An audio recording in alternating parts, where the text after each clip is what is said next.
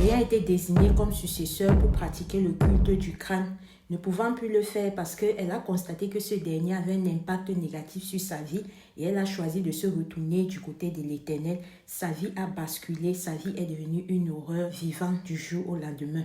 Aujourd'hui, elle vient vous expliquer tous les détails de ce dernier parce qu'elle a besoin de votre aide, plus de votre aide financière. S'il vous plaît, 1 franc symbolique pourra aider cette maman et mère de 2 enfants qui dorment presque dans la rue. Écoutez vous-même. Elle va essayer de vous raconter son histoire. Alors, madame, nous sommes là aujourd'hui parce que on veut en savoir plus sur votre histoire. Est-ce que c'est ici que vous vivez avec vos 2 enfants? Oui, c'est ici que je vis avec mes 2 enfants. Ok. Donc, je vais essayer de m'asseoir pour qu'on puisse écouter ensemble son histoire. Nous voulons, si vous pouvez partager votre histoire avec nous. Depuis la naissance et quand je suis née, j'étais tellement malade. Malade à un moment donné, on se disait que je devais me mourir. Et bien après, on a commencé à dire qu'il faut que je parte sur les crânes, sur les lieux sacrés, lancer les poules, égorger les poules, lancer les poules. Après, ce n'était plus la poule, c'était les chèvres. Après, quand je suis arrivée à un certain âge, je suis quittée au village, je suis allée faire ménager. C'était la vie difficile. Étant là-bas, on m'a malmenée. Bien après, je suis rentrée. Après, maintenant, je suis rentrée au village. Ça n'allait toujours pas. Toujours les menaces. À tout moment, on me dit, va sur le lieu sacré, va sur le lieu des crânes. Ça n'allait pas. Je suis allée même faire berceuse. J'ai même travaillé. Donc, je passais chez les gens, travailler. Et à un moment donné, j'ai rencontré un homme qui est le père de mes enfants. On s'est mis ensemble, on a eu 2 enfants. Les menaces, avant même de faire ces 2 enfants, ce n'était pas facile. Étant avec lui, ce n'était pas facile. Il ne me donnait même pas à manger. Les menaces, les problèmes, ça n'allait pas. Et à ce moment-là, j'ai refusé et quand c'était comme ça, ma famille disait toujours que va sur les crânes, va sur les lieux sacrés, il faut faire ci, il faut faire ça. Moi, je n'en pouvais plus. Maintenant, eux m'ont régné. Ils ont dit que si c'est que je ne veux pas faire ça, donc, en fait, eux m'ont régné. Et c'est comme ça que ça n'allait pas aussi avec le père de mes enfants. C'était problème sur problème, souffrance sur souffrance. Après, maintenant, on s'est séparés. Ça n'allait pas. Ces enfants, même eux, ont abandonné. Eux m'ont même abandonné. Il m'a même abandonné les enfants. Tout c'est moi. Il faut manger, la santé, l'habillement. En fait, tout ce que vous savez un enfant a besoin, tout ça c'est moi. Donc, ça ne va pas. Ça ne va franchement pas. Et j'ai eu tellement de problèmes dans ma vie que euh, je ne sais même pas comment vous dire. Et tout ça, on me dit toujours que quand je vais avec la famille, on me dit toujours va sur les lieux sacrés, va sur les lieux de crâne. À un moment donné, on disait qu'il faut maintenant plutôt aller sacrifier la chèvre. Même l'argent, même pour acheter la chèvre, je n'ai même pas. J'ai moi dit que non, je ne peux pas. C'est comme ça que la famille m'a abandonnée. Et je ne faisais que vivre problème sur problème jusqu'à nos jours. Ce n'est pas facile. J'ai du mal à garder les enfants, à l'école, en fait, tout ce qui contribue à sa nutrition et consomme. Bon. Oui, madame, je veux savoir l'impact de cela dans ta vie parce que tu m'as fait comprendre un temps que tu te débrouillais, que tu faisais du petit commerce. Donc, je voudrais savoir l'impact que ça a eu dans ton petit commerce. Donc, le fait que tu aies refusé de continuer à, à aller sur l'écran, est-ce que le fait que tu aies refusé a impacté tes activités? Bon, justement, le fait que j'ai refusé, puisque actuellement je ne fais rien. Le marché à un moment, ça ne donnait pas. C'était dur. Quand tu pars, ce qui m'énerve dans tout ça, c'est que quand j'étais petite, quand tu pars, ça fait un peu semblant d'ouvrir. Donc, il faut à tout moment aller là-bas, couper les chèvres, aller là-bas, couper la poule. Et maintenant, à un moment donné, tu pars même là-bas, on te dit que non, ce n'est plus la poule qu'il faut, il faut la chèvre. Et à un moment donné, tu pars là-bas. Donc, moi, j'ai vu que non. Et sur tes activités même, ça se passait comment quand tu refuses d'aller peut-être couper? Si peut-être ton commerce marche déjà et que ça se passait comment en fait sur tes activités? Comment est-ce que ça agissait? Non, quand je faisais ça, je ne trouvais même pas un grand changement. Il n'y avait pas un grand changement. C'était toujours bizarre. Il n'y avait pas un grand changement en fait. Et puisqu'il faut, il faut même aller là-bas, c'est tous les dépenses. Parce qu'on te dit, achète l'huile, achète la poule, achète ceci, achète cela. Le peu d'argent même que tu peux prendre, que tu nourris les enfants, il faut encore prendre pour aller donner sur les choses que tu ne sais même pas. Sur les choses qui ne tiennent. Moi, je me dis que ça ne tient pas parce que je ne comprends pas pourquoi tous mes soeurs ne font pas ça. Mais c'est seulement moi qu'on m'envoie là-bas. Par contre, mes frères et sœurs, eux ne partent même pas là-bas. Mais c'est toujours moi qu'on envoie. Je ne comprends pas. Donc, c'est ça qui avait fait que mes frères et sœurs vivent leur vie tranquillement. Mais c'est toujours moi qu'on envoie là-bas. Comment? Moi-même, je ne vais plus aller. Et même quand je partais, ça n'avait même pas un résultat normal. Puisque si ça avait un résultat normal, je ne serais plus dans cette situation. Donc, c'est un peu ça. Donc, c'est comme pour dire que tu es un peu la sacrifiée de ta famille. Je ne sais pas. Je me dis parce que nous sommes au nombre de 7, de 8. Nous sommes 8. Les 7 autres ne partent jamais là-bas. On ne les a jamais dit qu'aller même lancer le sel ou quoi que ce soit. Et eux sont vivre leur vie paisiblement. Mais par contre, c'est moi qu'on envoie là-bas. Et tu pars même, le résultat, tu ne vois même pas puisque si je partais et que j'étais à l'aise, je ne devais pas arrêter. Je ne devais pas arrêter. C'est que je suis aujourd'hui en train de continuer à faire ça, sachant que tant que je ne fais pas ça, je ne peux pas manger. Mais même quand je partais, ça ne donnait pas. C'est la raison pour laquelle j'ai dit que je ne pars plus. Donc, si je comprends bien, comme tu m'as expliqué, ça veut dire que quand tu fais ça, ça élève plutôt tes frères et tes sœurs. Puisqu'ils sont bien, je peux me dire ça, parce que puisqu'ils sont bien, moi, je suis la seule qui est pauvre, donc qui n'a rien. Et maintenant, eux disent que, oh, tant que je ne pars pas là-bas, il faut que je dois partir là-bas. C'est comme ça que même on ne cause même pas. Avec ma mère, même c'est la guerre. À tout moment, si elle veut ouvrir sa bouche pour me parler, c'est que il faut partir lancer les lieux sacrés, il faut partir lancer les crânes, il faut partir. Et comme j'ai refusé, ça a créé toute une guerre dans la famille. D'accord.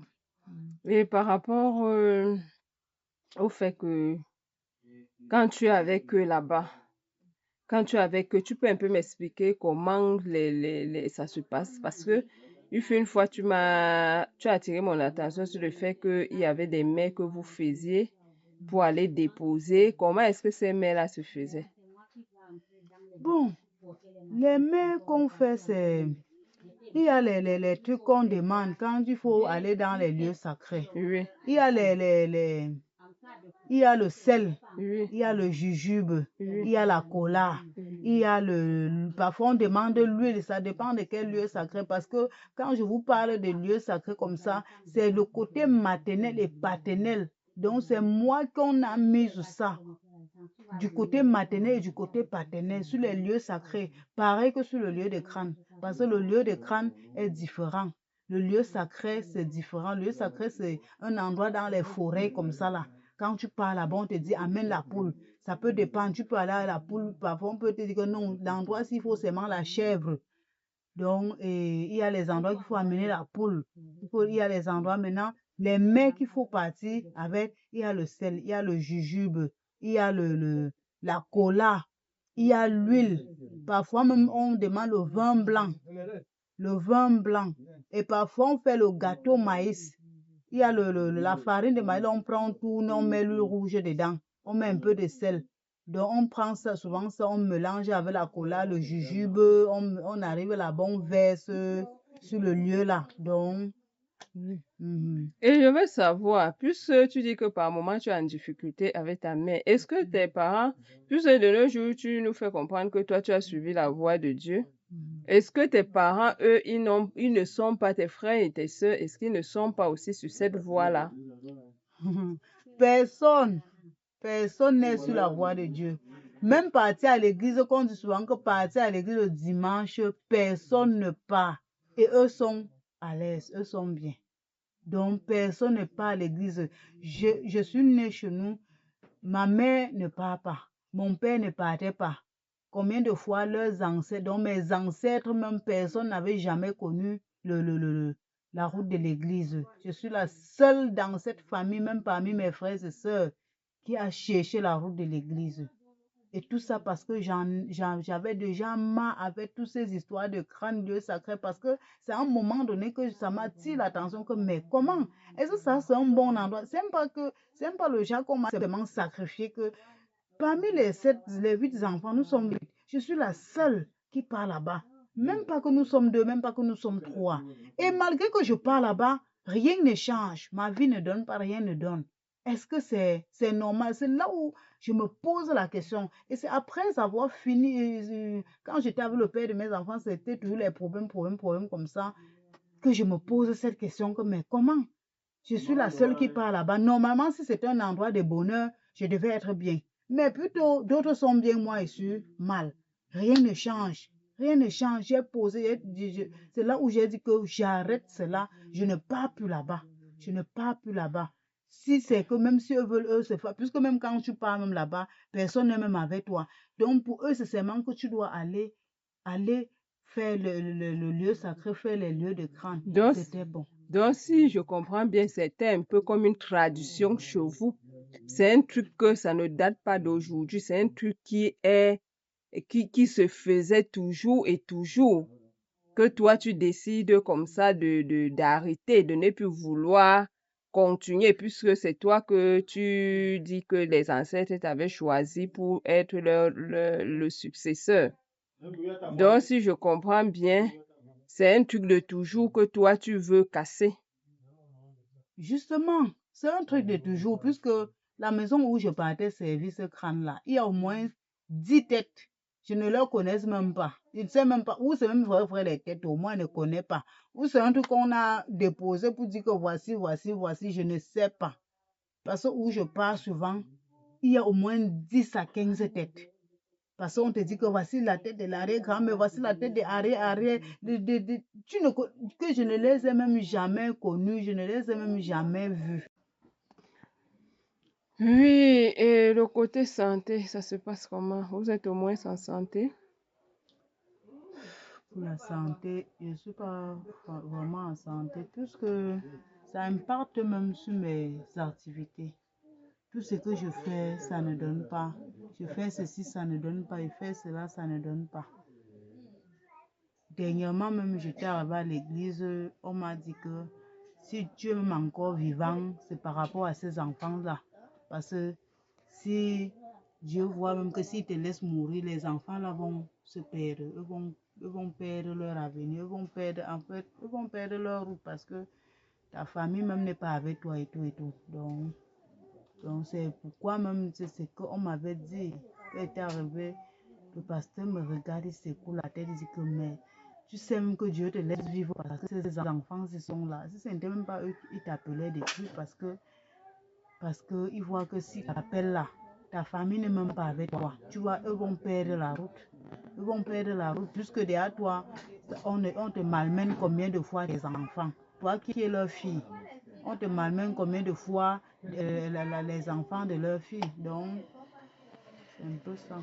Domaine santé, ça ne va pas. Tout ce que je fais pour qu'on mange, c'est même pas facile. Ce n'est pas facile. Oui, et par rapport aux petites activités que tu faisais, ça se passe comment? Qu'est-ce que tu fais maintenant? Pour le moment, moi, je ne fais rien. Actuellement, si là, je ne fais rien. Je faisais d'abord les beignets, manioc, après, ça ne donnait plus. J'ai arrêté. Actuellement, si je ne fais rien. Et quand j'appelle la mère au village, elle dit que il faut que j'aille faire les crânes. Quand je vais aller faire les crânes et les lieux sacrés, c'est là où, pourtant, même quand je faisais, ça ne donnait pas. Moi, j'ai décidé que l'autre là, je ne fais plus moi ça. Je ne fais plus ça. Donc, pour le moment, si là, Actuellement, tu fais comment avec tes enfants pour vivre? je vends l'eau glacée. Je Oui, vends l'eau glacée. oui. Je vends l'eau glacée. Les moments où je sors, la pluie même dérange. Il y a les moments où il pleut. On dirait que c'est à la saison pluvieuse. C'est l'eau glacée que je vends. Je porte, je marche. Je marche, je marche. Je marche. On achète bon. C'est comme ça que je fais au moins pour que les enfants suivent parce que je faisais les beignets, ça n'a pas donné. Tu sais, avec vous savez, avec les beignets, c'est que quand le reste là, ça part en brousse. Soit on mange seulement et le capital finit. Au moins, ça avec l'eau, c'est que quand ça rentre, le lendemain, tu peux encore ressortir avec. C'est voilà au moins l'avantage qu'il y a. Donc, actuellement, je fais dans l'eau glacée. Et tu vends l'eau avec qui? Je vends l'eau. Il y a les moments quand eux rentrent de l'école, parfois on part ensemble. Je mets pour eux, je mets même 5 bouteilles sur leur tête. On sort, on marche, on marche, on marche. Donc, je vends l'eau avec les enfants. Quand on rentre de l'école là, je pose même 5 bouteilles sur leur tête. On marche, on marche, on marche, on vend. On marche, on vend. Donc, c'est l'eau glacée que je vends maintenant. Et donc, depuis lors, le père des enfants, il ne sait pas prononcer.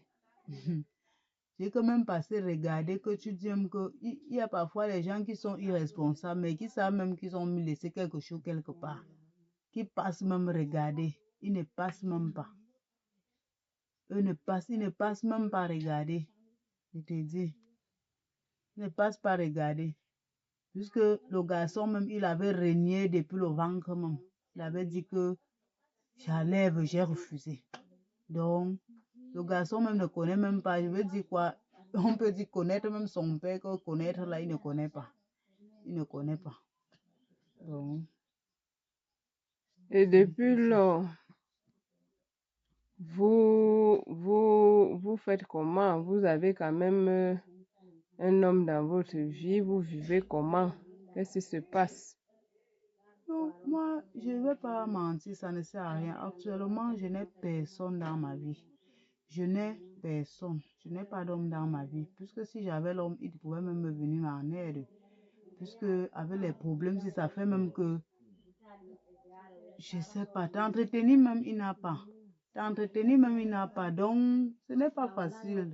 Je n'ai pas l'homme. Je n'ai pas moi d'homme dans ma vie. Je n'ai personne. Pour le moment, je n'ai personne. Je n'ai pas d'homme dans ma vie. Je suis seule.